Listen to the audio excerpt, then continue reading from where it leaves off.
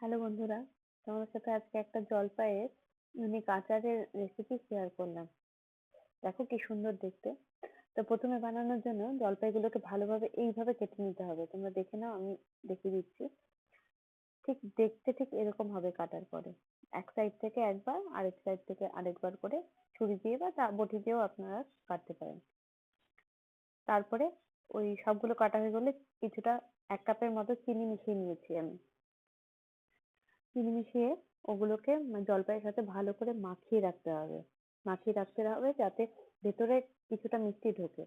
তারপর আমি মসলা রেডি করেছি। মসলার মধ্যে দেখতেই পাচ্ছ মৌরি আছে, মেথি, পাঁচফোড়ন, শুকনো লঙ্কা, তেজপাতা সবকিছু দিয়ে আমি মসলাটা বানিয়েছি। তারপরে কড়াতে দেখতে পাচ্ছ ওই চিনি সহ আমি জলপাইটাকে দিয়ে দিয়েছিলাম। দিয়ে গরম করছিলাম, ফোটাচ্ছিলাম যাতে সেদ্ধ হয়ে যায়।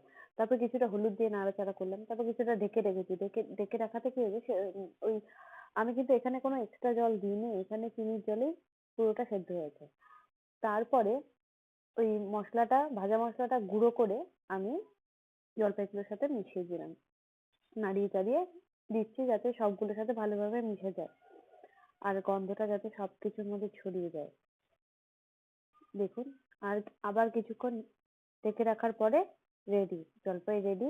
জলপাইয়ের আচার। আপনারা দেখুন, দেখতে খুব সুন্দর লাগে। একদম ইউনিক ভাবে কাটা। আমি দেখেছি এক জায়গায়, তারপর নিজে ট্রাই করলাম। তোমাদের সাথে